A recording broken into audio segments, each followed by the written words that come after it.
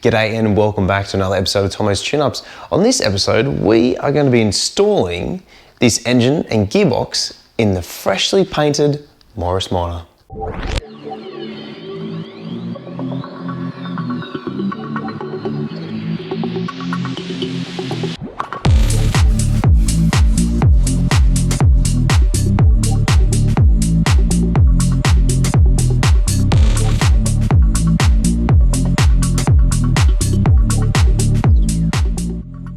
So everyone, welcome back to the channel. Today is a very exciting episode and a very exciting day. I got the Morris Minor behind me back from the paint shop at BBB Restorations in Penrith.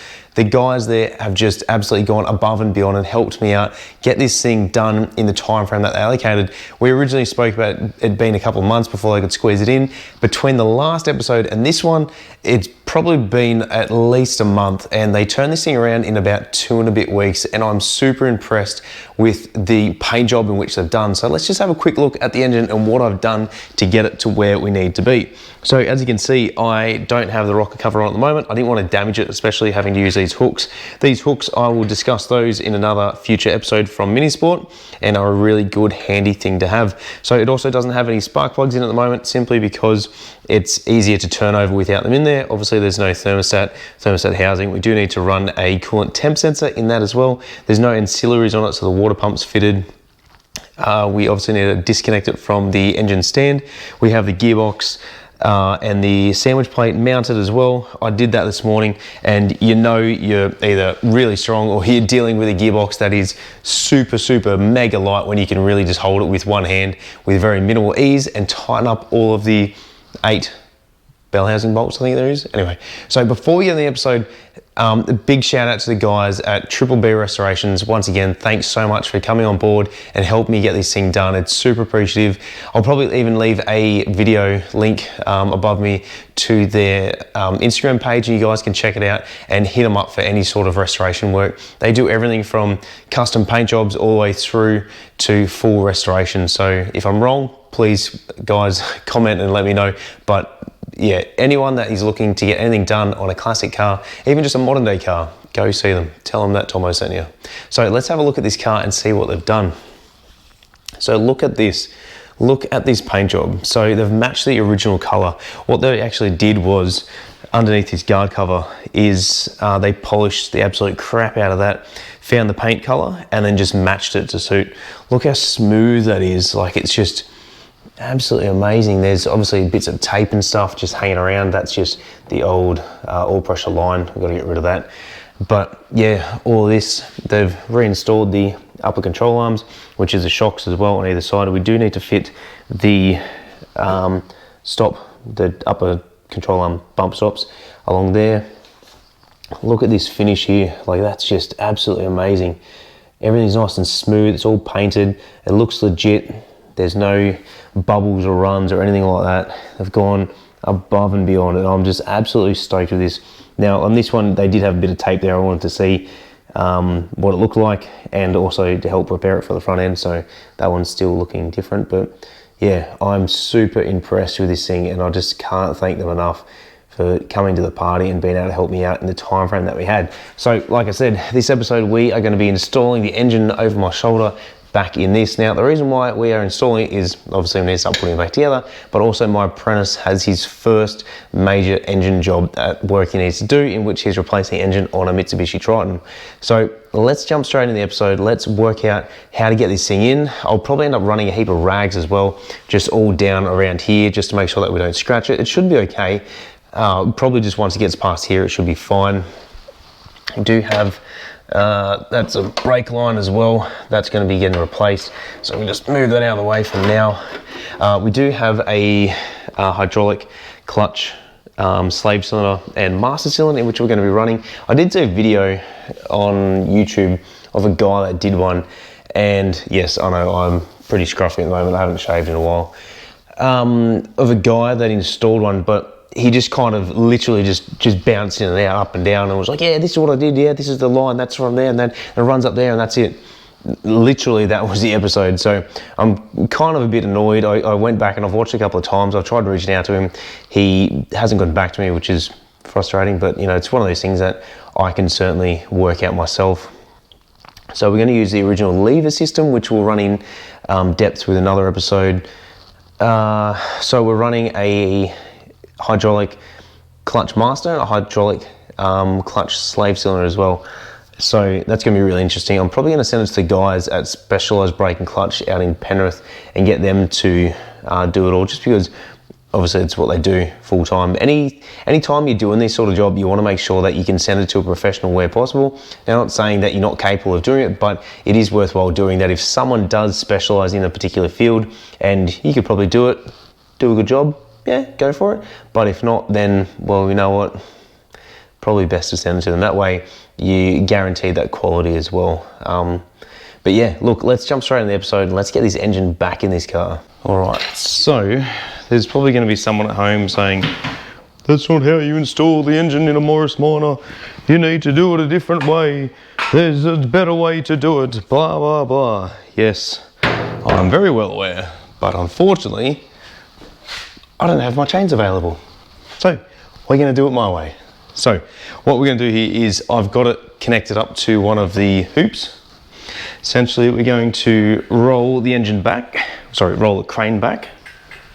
We're going to jack it up, we're going to flip the engine crane, slide it straight in. Now, the good thing about this is, like I said before, is that it is super light.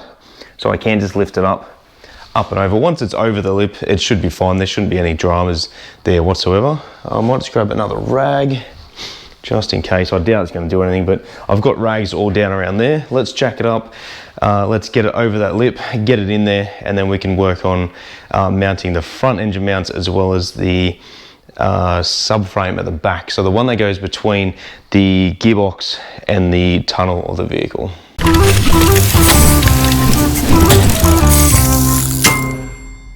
All right, so a mad little Tomo's tech tip is that if you're running out of space and you need to jack up your jack, your stand, your axle stand, whatever it may be, anything that you need to just raise the height of something, just grab yourself a 1/2 inch or even just a 3/8 extension, stick it in there and just get pumping. Just make it heaps easier to get in there, and that way you don't have any limitations of room. The only thing that's really limiting is the size of the extension you're using. Because this thing is also, as I said, not just light, but super agile, it'll be really easy to be able to get this thing to swing in and around where we need it to be. I'm just going to try and get up a little bit higher, just that way we're not going to run into any clearance issues. And it's also worthwhile noting as well, when you do these sort of jobs, is that you have plenty of clear space around you. The last thing you want is to think, yeah, it should be right, and then before you know it, you have run out of room and you're really pushing it uphill to try and get it to sit where you need it to be. So that'll slide in down around there. Now the good thing about this is the engine crane will pretty much follow where we need this to be. You know, I always remember the scene in Greece when they're installing the engine and Danny Zuko or John Travolta's sitting on the engine and it's revving as it's coming down to the engine. It really made me think, how did they do that? How did they have the fan spinning on the front of the engine and running while he was sitting on it while installing it? So every time I install an engine, I think back to that scene in Greece. So just nice and easy. It's just my toolbox. I'm just banging into there. It's not too much of a drama. And I usually just use my feet just to kick around the engine stand itself, just into where we need to be. All right, so pretty good. So far, so good. All right, straighten up the engine crane. All right, almost there. So this is where the magic happens. This is when we need to be super careful, super easy, just lining it up and guiding it in to the engine bay. So just, nice and easy, that's it. And just bring it down nice and easy. Now what you can actually do is put a jack underneath the back of the gearbox just to help level it up, and that'll just help to realign everything where we need it to be. I've essentially got it pretty close, I think, to where I need it to actually be. What I'm going to do is just give the engine a bit of a shove, just pull it back, that's it, just nice and easy. Now we just have to be careful of this mount here. So we can just turn it around for now. I'm gonna lower the jack down just a little bit more, just so that way we can clear the battery box, so just here, and the firewall as well. Once it's down far enough, we should be right to stick the jack underneath the back of the gearbox, lift it up, and then get it close to where we need it. And like I said, this is just one of those things, just take your time with, don't rush it, don't do anything stupid. So, one thing I'm actually probably going to get caught up on is this bracket just here. So I'm just going to take that out. That's just one of the old rocker cover nuts. Take that off, stick that on either side. There we go. I can push it back just a little bit more. Now that'll pretty much just guide itself straight in. And we've still got a fair amount of room between the front of the sump and the engine. Once we just get it past that battery box, we should be pretty much home and hosed, I reckon. Yeah, sweet. We're almost at the point.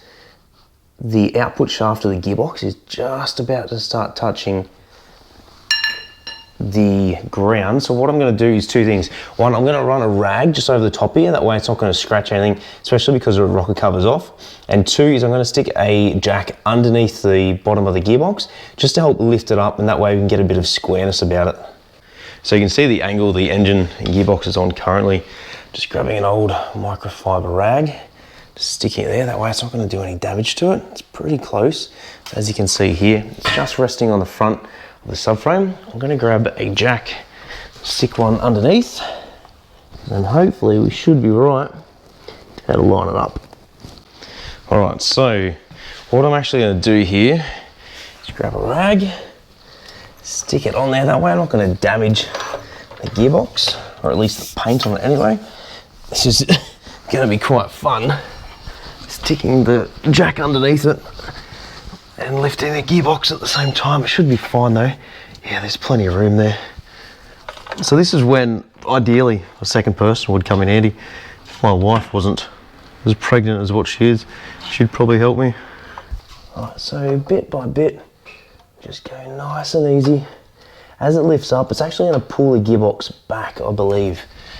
So it's now just a case of wiggling the engine back, down and up at the same time, if that makes sense. So down with the crane, up with the jack, and in. There we go. That's going to be lining itself up there, I think.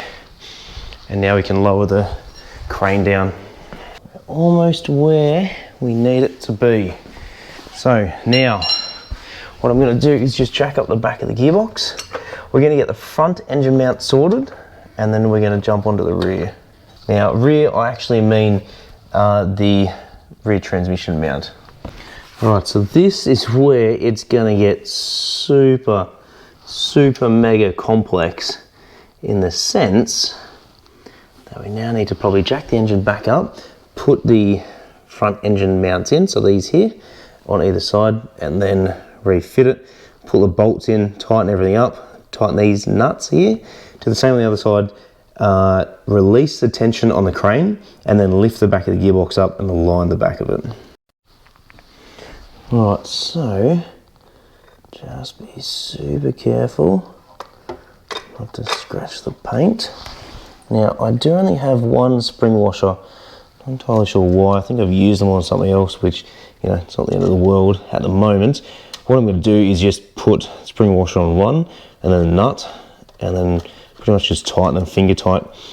Once I've got them in, got all the bolts on, I'll then come back, release the tension, and then put new washers on there at a later date. You just have to be super careful with that. So now we need to do the same thing with these. So once again, I'm just running a bolt and a washer. I'll run the same on the other side. Then when I have more spring washers, I'll line them up. Alright, so it just took me like 5 minutes to find the rest of the washers that I'm running for all these. Finally got them, thank goodness. What I'm going to do is just put these bolts in the driver's side, lower it down, that way the other bolts will line up, And then we can put the nuts and the washers on the other side. So this is just where you really need patience, and probably have not built the front suspension prior to fitting this, only because the front tie bar actually gets in the way of where you need the nut to sit, just down under here.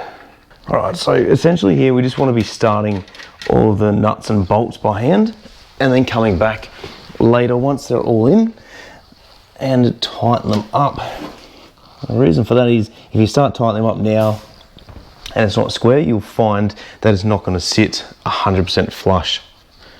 So once you get one side done, move on to the other side. What I'll probably do is just jack the engine up, do the same on this side, lower it down, and then line it up, and fingers crossed we don't have any dramas. All right, so we've got both sides mounted. This side's in, but not fully tight. That's not an issue at the moment. I'm just going to lower the engine down so it properly sits on those engine mounts. Then we can probably go and tighten the front. Actually, no, what we're going to do next is we're going to mount the cross member, and then we're going to come back and we're going to tighten all these. So all these bolts, just like suspension, need to find their own home. Now, by that I mean it needs to be able to settle into its right spot. If you tighten everything up now and the engine twists, you're going to put extra strain and stress on the mounts and the body. So you just want everything to kind of sit naturally. Once it's sitting there, you can then go and tighten up. Otherwise, yeah, like I said, you're going to cause excessive stress on other things. Now you can see here there are silver nuts here compared to gold. I'm going to go through, I think I found 2 new washers here. So I'm going to leave those washers out. I'm going to change these over later and add in spring washers as well as a flat washer on the bottom sides of them. Not that you're ever going to see it, but anyone working on this car or even just seeing it at a show, even on the side of the road, wherever the customer may be, if you wanted to look that in depth, you can see all the little things that I've done along the way. So let's get the back lifted up, get the cross member in, the gearbox mount, tidy everything up, tighten everything up, should I say, and then after that we can call it an episode.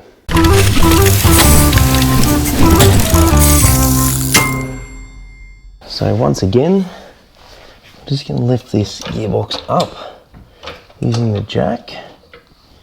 We should be okay to have no clearance and touching issues.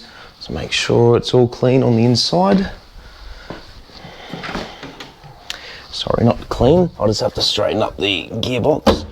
Got a pipe here just in the way, which I'll need to bend down. That's just for the fuel line, so we definitely don't want to have any dramas with that if we don't move it. All right, so bend that down. If we need to replace that pipe, we also can. That's not a drama. Just make sure it's out of the way enough so that way when you jack it up, it's going to clear, which it looks like it will. Terrific.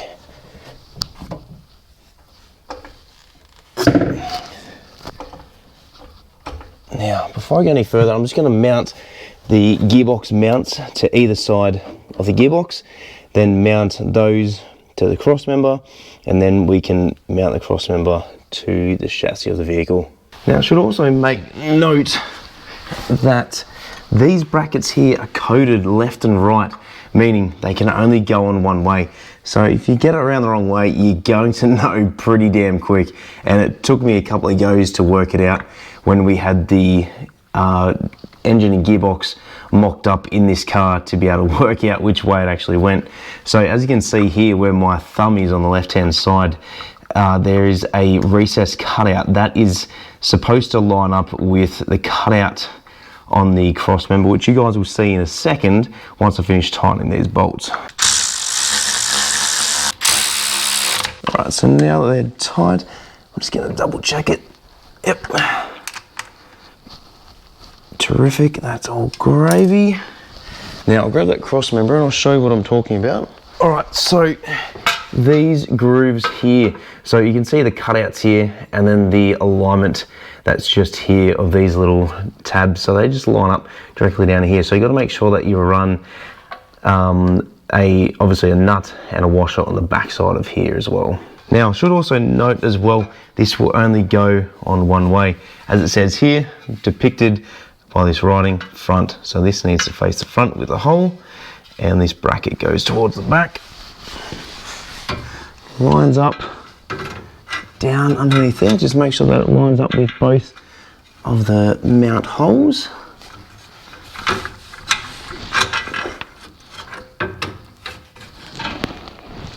Okay, so we just got that fuel pipe in the way currently.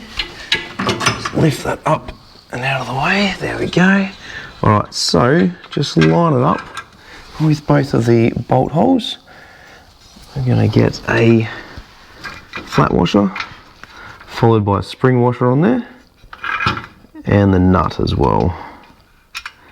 Now these are super fiddly to do because you do need, once again, octopus hands to be able to do these up. So I would probably recommend just doing up one side, or at least just nipping it with a ratchet or even just a spanner, and then tightening the other side and then lifting it up that little bit further. Once it's in where it needs to be, put the bolts in to secure the cross member to the vehicle, and then after that go ahead and retension these nuts at the back here. Alright, so that took significantly longer than anticipated, only because I had a bit of drama trying to line up the gearbox cross member, so where it holds the gearbox to the chassis rails of the vehicle. It was just a bit of a nightmare. I just had to wiggle the jack and up and down and lower it and raise it and get in there. Finally got it, tightened everything up. It doesn't have washers, both spring and flat, on each of the bolts yet that hold the cross member to the body of the vehicle. That's something I'm going to address later, because we still have a heap of bolts down here that still need to be not only tightened but also a spring washer on the bottom of them. So that's going to be for another episode. But essentially now the engine is in. She's in, she's on. As I said, these bolts do need to be tightened, so I'll do that before I finish up here. But that's pretty much the episode for today. So there is a little bit of a touchy touch just down here, but it's very, very, very minor, which is good. So it should be okay. So long as we know we're not going to run into any interference issues. I did notice as well this brake line here, so we're probably going to have to reroute this brake line. I think it runs down here and then up or across somewhere. Well, it's got to hook onto here, I believe. So I'll find out where that goes, and if worst case I need to route it down here and then bend it up and across, then I can do that. I'll get the guys at Specialized Brake and Clutch to do that for me. We also have a heap of things we need to refit to the engine. So in another episode, we have a couple of extra things we're going to be doing. Obviously, we still have the rest of the engine to assemble. We have the rocker cover, the spark plugs, the distributor, the ignition coil, the new MED oil filter housing. There is a pipe that runs from the housing up to the block, which is really cool. We got that one from Minisport, so thanks to the guys there. We have the thermostat housing, which we're going to be running, like I said before, a temperature gauge in, and we're going to modify the thermostat as well. So I'll show you guys how to do that. That was taught to me by the late, great John Schmidt, Mini King. Rest in peace, my friend. And yeah, we're pretty much ready to keep going back together. I essentially am going to leave the front end off it until I'm completely done. That'll just give me more access and room to be able to do everything. Not that, you know, I really need a great deal of room to be able to get all this done, but the more room I have, the better. And there's no point putting it back on it yet, because there's still wiring stuff I need to run, and I want to make sure everything in this car that I put back together. And some of it I'm going to probably skip over, just because I don't see the point in, you know, showing you guys every single step of the way. Yes, this is a restoration, but at the same time, it's something that I don't always feel the necessary need to be able to show you guys how to do something. So if you guys want to see something, please let me know in the comment section down below. But yeah, that sort of thing, like, I don't really see the point in showing it when it's just real tedious stuff. I can show you guys how to do it, but I'm not going to sit there and film absolutely every single step of the way, because then the episodes go for way too long, and you know, I generally tend to lose people as well. Not everyone watches to the end of all my videos, which, you know, is to be expected. Not everyone has the time to sit down and watch 20, 30, 40-minute episode, all the time. So there's plenty of stuff to keep going. Next episode, we're going to keep reassembling the engine. We're going to put all the small ancillaries on it, probably do the starter motor, the distributor, the coil, all that sort of jazz, move to the front of the engine, finish doing all that. So we still have the new radiator to mount, which is down behind me somewhere. I can't actually see. Couple of odds and ends. We have the extractors, which are coming from Colin at Sprite Parts. So I'll put his phone number and link to his business above, as well as in the description. We got the extractors ceramic coated, so they're going to be super well heat treated. We still need to finish, obviously, getting the car together. Once the engine is in, on and running, I then need to get tuned, because we have twin SUs, which I think are just down here. So just in that box, just down there. We have a set of twin SUs, which we're going to be fitting. We need to get that tuned. We need to get an exhaust mounted for it and ran. So it'll be a custom exhaust, which I'll probably send to the guys down at Penrith Exhaust as well. And then, just keep chugging along bit by bit. So that's it, guys. Hope you enjoyed the episode on the installation of the Morris Minor engine. Super pumped that it's finally in. The engine bay is on point. But yeah, guys, thanks for watching. Also, this episode is sponsored by Fit Dad Fuel. So if you haven't already, please check it out and use the promo code in the description down below. Check out the website with all the sups, training videos, blogs, vlogs, podcast, everything that he does. It's a really good company to be a part of, and I'm super pumped to be sponsored by them, especially for all my fitness goals out there. So guys, we are nearing the end. We have hit the peak and we're coming down the opposite side at the moment. So it should come together fairly quick. And you can probably watch these series back to back. So it really just ramps it up quite a lot. That, the good thing about YouTube is you can sit down, you can watch everything back to back and not have to worry about like the old weekly episodes that would come out and you'd have to wait 6 years to be able to see the entire show. So yeah, guys, this is it. The 1950 Morris Minor convertible. And yeah, we got heaps more to go. So guys, like always, stay COVID safe. And I'll see you right here on another episode of Tomo's Tune-Ups.